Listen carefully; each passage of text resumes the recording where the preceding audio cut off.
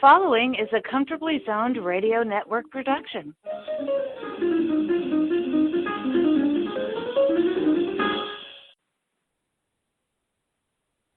Yo, Philly, how you's doing?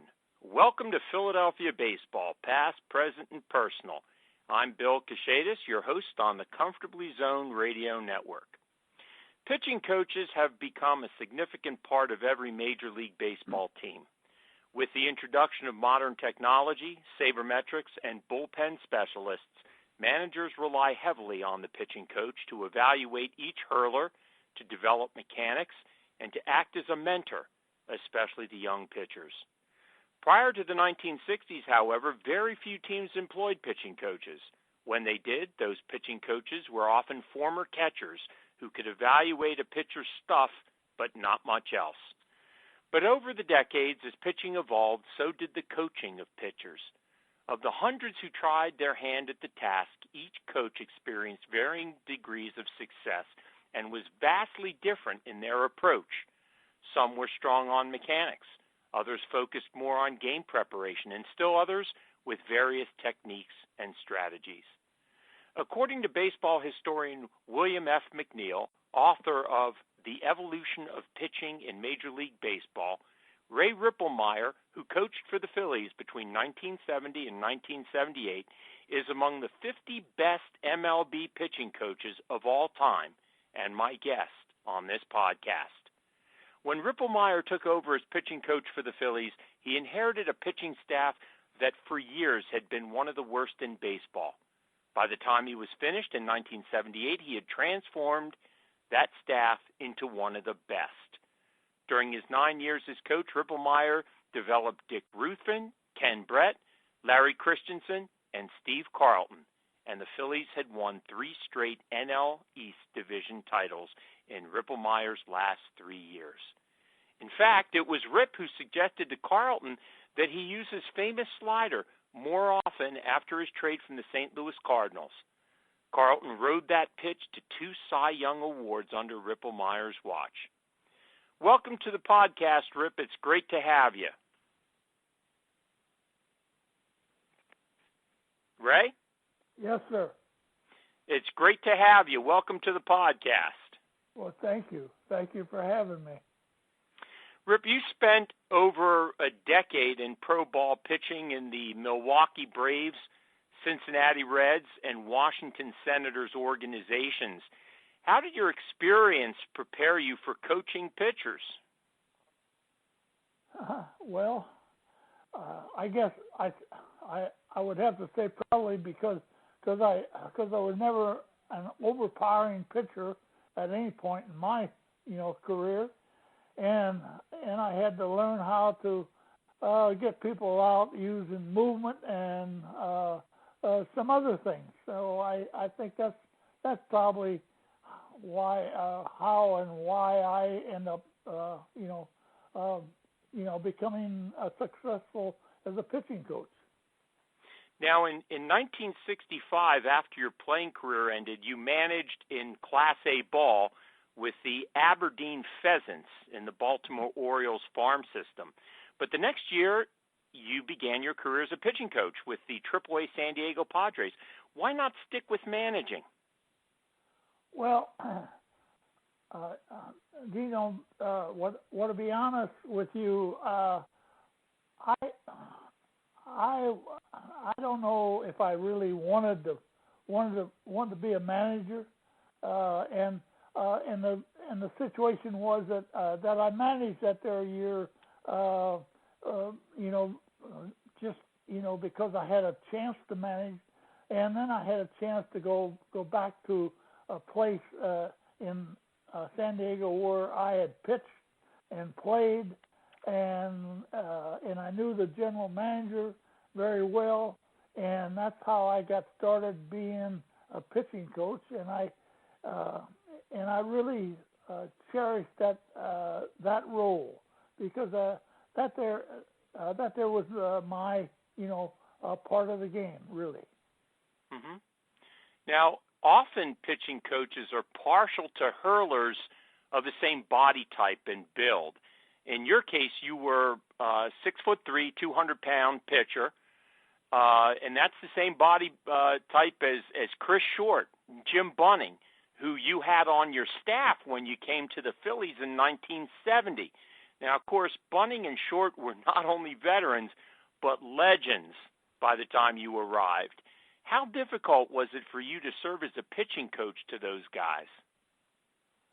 Well, I don't think I really served as a pitching coach to Jim Bunning at all. Jim Bunning knew as much about, if not more, about pitching than I did. It was a matter of how I tried to use him, because really at that time I was kind of running the pitching staff and how to use the pitchers for the manager and so forth. And so I respected Jim Bunning's legacy in the game and everything, and he was in the twilight of his career, and so I really didn't do any pitching coaching to Jim Bunning. Short was also he was toning down in the end of a good major league career, and it was a matter of getting them their work and using them right and trying to blend them in with some young kids, and so that's basically how I handled Short and Bunning. Now, as you already alluded to the young pitchers, you had quite a number of them when you first arrived. Many of them, I'm sure, the listeners have never heard of. There were names like Billy Wilson, Billy Champion, Lowell Palmer, Barry Lurch, and Ken Reynolds. And then, of course, there was Rick Wise, who we're going to talk about a bit more later. But why didn't any of these hurlers really achieve their potential in the majors? Well, I don't know the answer to that. All those kids were pitchers who had some possibilities, and some of them ended up pitching pretty well off and on. None of those guys that you just mentioned, I think, became big stars or anything, but they were all very serviceable pitchers for me. Years at that time the Phillies were not a major league winning ball club. We were more in the second division all the time, and so it was a matter of trying to find people who could get some people out and throw strikes and so forth, and so it's a never-ending process of trying to help people and hope they get better, and some of them go on and become stars, and others don't. Well, there was one kid that you helped out tremendously, a young kid by the name of Rick Wise, who in 1971 pitched a no-hitter against Cincinnati's Big Red Machine, and in the process he hit 2 home runs to help himself to the victory. What do you recall about Rick Wise? Well, that's an amazing story. Let me tell you, really, that's one of my favorite stories, really.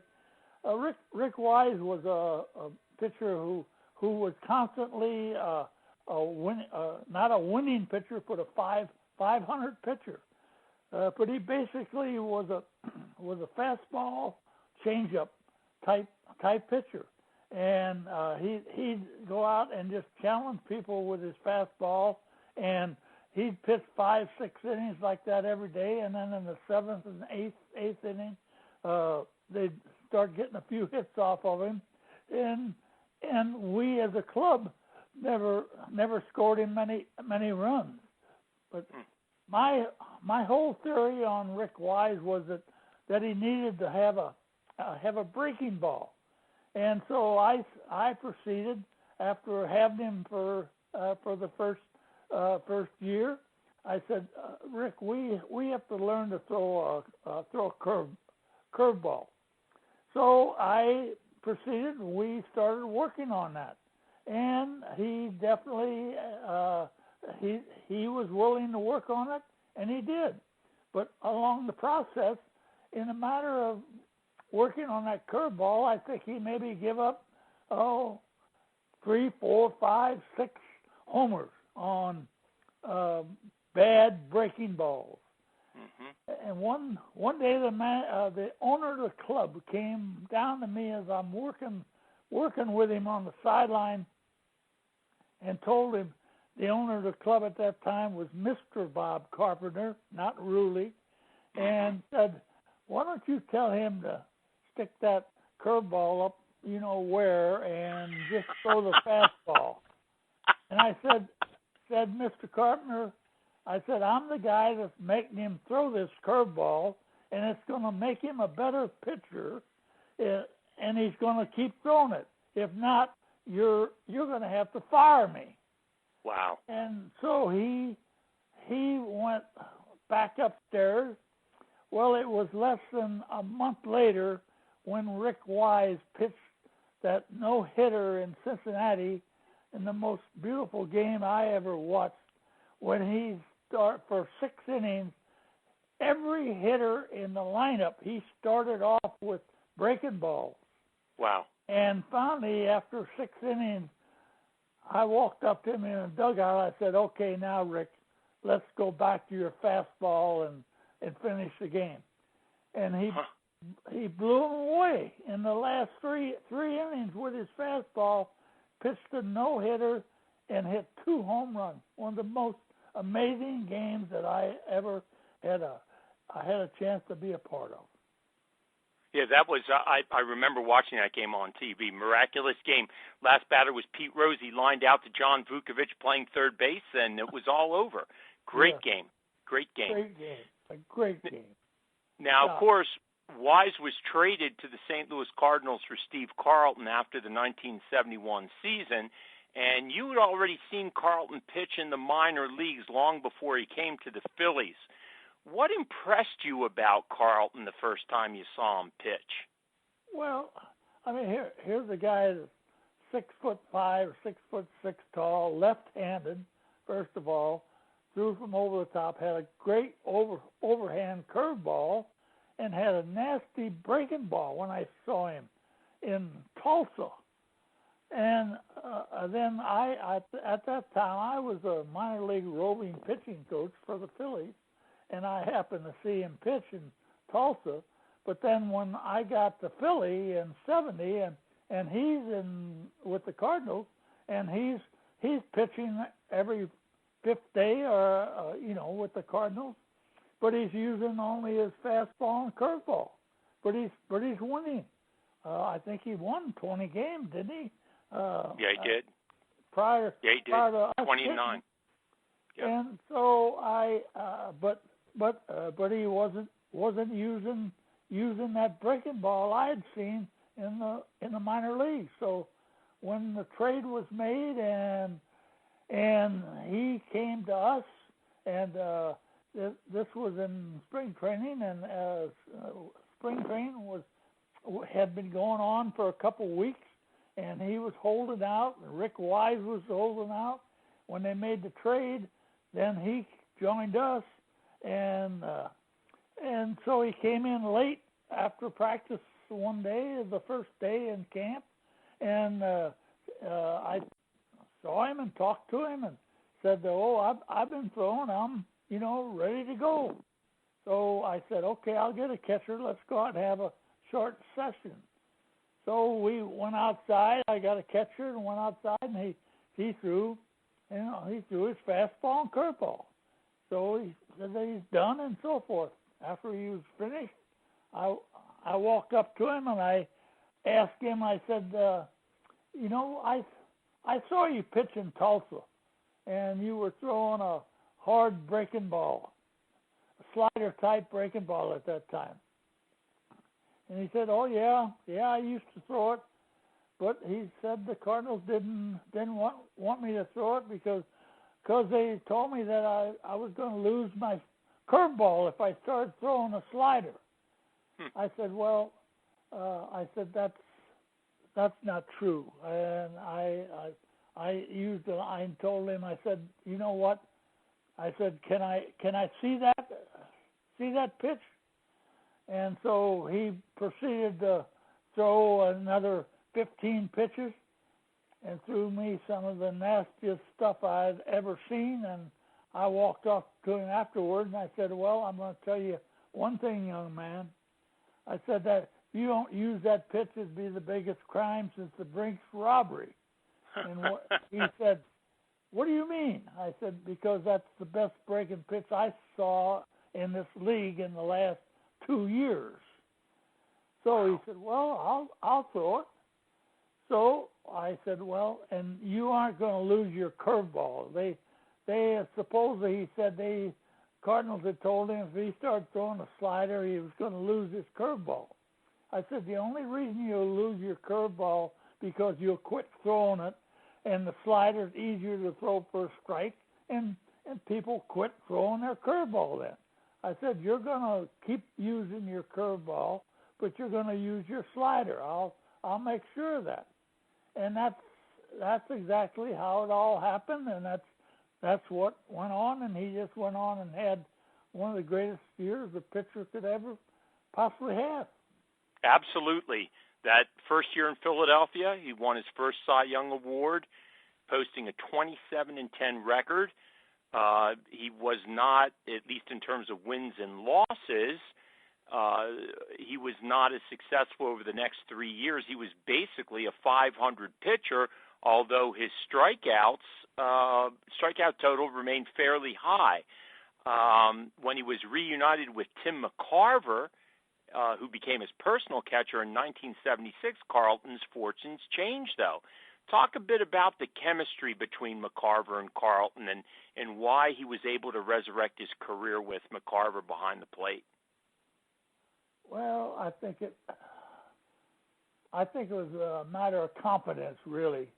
I think Steve had, confidence in the pitches that Tim would call, and Tim, to me, was always a good catcher as far as setting up hitters and calling the game and everything.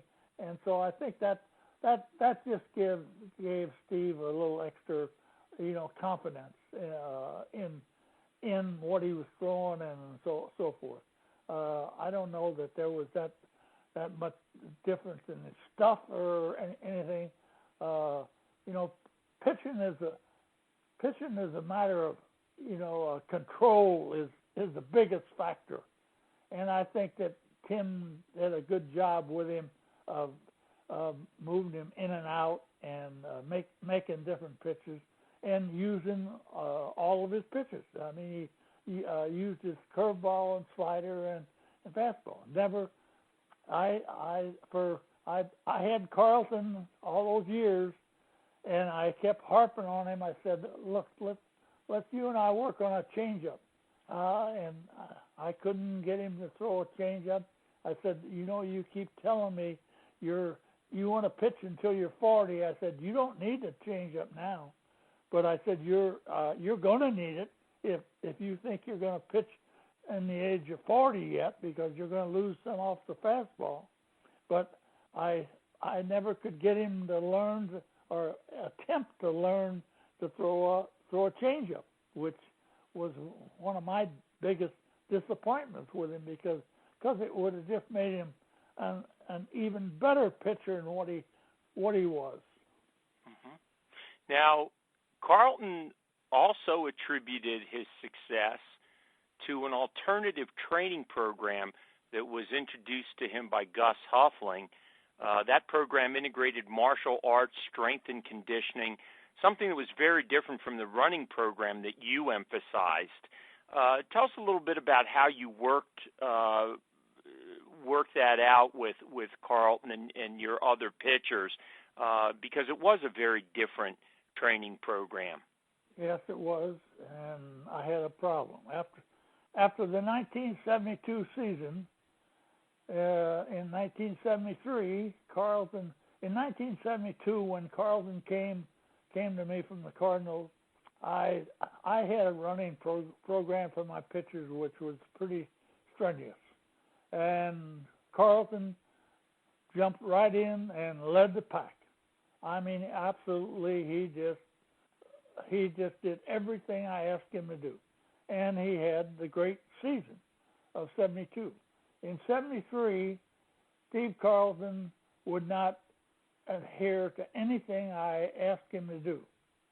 He would not run, didn't train and do it for, and he ended up losing 20 games, didn't he, or so, whatever, had a terrible year, and so forth. After that season, in fact, at the end of that season, I went to the front office, and I said, look, he won't do anything I tell him to do, and he's not in shape, and he's not going to get in shape. That's when Rudy Carpenter hired Gus Heflin from the Eagles and bought us Nautilus equipment, and Carlton took to that like crazy, and he got in the best shape of his life, and he became the great pitcher he was, and I had to change my whole running program. I told all my pitchers, I said, either you are going to do the program that Gus Heflin's got for you all, or else you're going to be out on the field running. And I said, I'm going to end up doing both of them. I ended up doing the Nautilus program with Carlton some, because I wanted to find out exactly what it was. And at that time, I was in decent shape. I could run with anybody. I threw an hour batting practice a day and everything. And I had pitchers who didn't do the Nautilus program, but they ran on the field. So that's how we got going with that program. And from then on, he did that all the time. What's so interesting to me, Rip, about what you're saying is that baseball, as we both know, is a game of adjustments. Those who can make the adjustments successfully will not only survive but prosper. Those who can't find that they have a very short career. And that's not just for players. It's also for coaches. So it sounds like you had to reinvent yourself as a coach during your time with the Phillies. Were there any other ways that you changed as a pitching coach during that time? Well, no, I think changing the conditioning program was the biggest change I had ever made or ever attempted to make, because I had never known anything else other than just going out and running and throwing and so forth. So no, I don't. And as far as the other, I don't know that there was anything else that really changed me. I think as the years go on, you adjust to the players and the situations and so forth. But it was at times it was a trying time, because we ended up getting to be to the point where we were winning and trying to win championships, and other than that, I was very satisfied with everything that was going on. I ended up getting along with my pitching staff well, and I didn't have any problem. You had quite a pitching staff in the mid to the late 70s. These were the guys who helped the Phillies capture 3 straight division titles. You also had some very different personalities to work with. Not only did you have Carlton, who was the ace of the rotation during those years, but you had starters like Jim Lombard, Dick Ruthven, and Larry Christensen. In the bullpen, you had Tug McGraw, Gene Garber, Jim Cott, and Ron Reed. How were you able to handle such different personalities? Well, I'll tell you what, that's a good question, and I often it's not an easy one to answer. Everybody's a little different, and you have to learn to figure out what makes a guy tick once in a while, and be able to work with him. It wasn't all a bed of roses. Believe me, I had some problems. I had I don't care to mention any names, but no, you have some ups and downs with guys. Guys aren't, listen, when you have a winning ball club and you have a good staff, you got a couple guys who are not getting the pitch as much as they would like to pitch, but you're out there every day winning games or trying to win games, and so that's the first thing that you have to do, because you're dedicated to do your job and to win. And I could understand their feelings that some weren't getting the pitch as much as they wanted to, and as much as they thought they should get the pitch.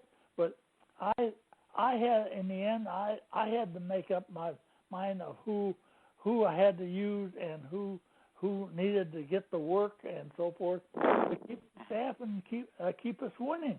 And the last three years I was there, we ended up win.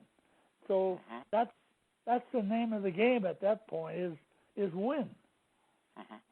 Now, you also coached for three very different managers during your time in Philadelphia.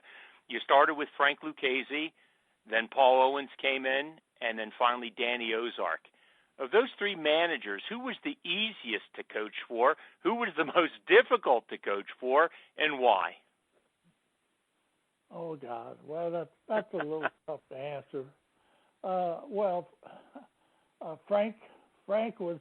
I'd known Frank. I ended up coaching for him in the minors before I got to the major league. So he was probably as easy to coach for as any of them. But Paul Owens was my boss, the one that had hired me, and so forth. So I mean, my gosh, he was easy to coach for, and I had no problem with Danny Ozark at all until towards the end, a little bit after being with him for as long as I was with him.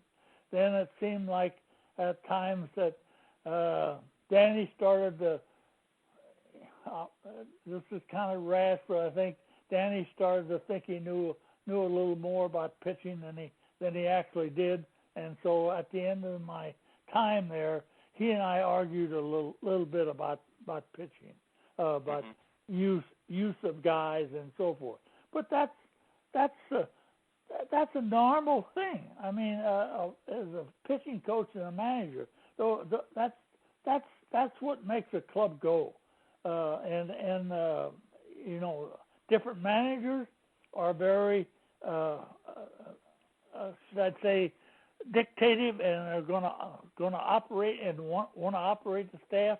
Well, all the years I was in Philly, I didn't have anybody that wanted to just operate the staff. I actually ran the staff in Philly almost all the time. Towards the end, Danny started to try to, I think, get in and wanted to dictate a little more on the staff, and so he and I butted heads on some things at the end. But other than that, they gave me complete control over the pitching staff in all the years I was in Philly. I was very fortunate. Well, looking at the records and the success of that staff that you had, particularly from 1976 through 1978, you did a phenomenal job. And as I mentioned, that William McNeil the baseball historian, he's not the only one, considers you among the very best pitching coaches, among the top 50 in the modern era of baseball for your success in Philadelphia. Having said that, I know our listeners would be interested to learn what you would identify as the greatest responsibilities of a pitching coach. One of them you already suggested, and that is balancing the individual interests and needs of your pitchers with the needs of the team and making sure that the team comes first. What are some of the others? Well, I think, first of all, there are a couple of things. First of all, as a pitching coach, my job was to try to help each individual to be a little bit better. If I could get them to be a little bit better, then it was going to make the team better. Now, then secondly is figure out how a pitcher is going to be used, or who's going to be doing what, and how they're used and so forth. Now that's when the manager comes into effect. Now, if you're going to have, I was fortunate all the years that I was in Philly that I had a great impact on how pitchers were used. I told every manager that I had, look, I am not going to tell you when to take a pitcher in and out of a game. I'll have a pitcher ready for you.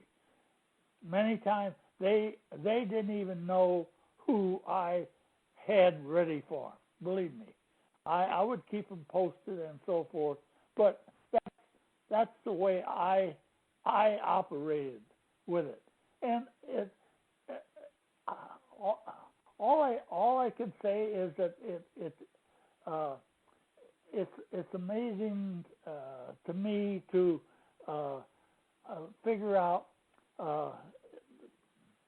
You have to have a feeling of who can do the job and who can't, and so forth. I can remember many times Frank Lucchesi, for example, would ask me when he was going to change pitchers, who am I bringing in? He didn't even know who I had warming up. It was my job to get him pitchers and to try to win games. But other than that, I don't know what else to tell you. It's being a pitching coach and a manager. Those are the two people to me who have to be able to work together and have trust in one another. And if that fails and so forth, then I think you have a major problem. Last question, Rip. Do you think you would be successful as a pitching coach in today's game with the emphasis on analytics and all the money that's being doled out to free agent pitchers who are not nearly as talented as some of the pitchers you coached? No, I don't think I would.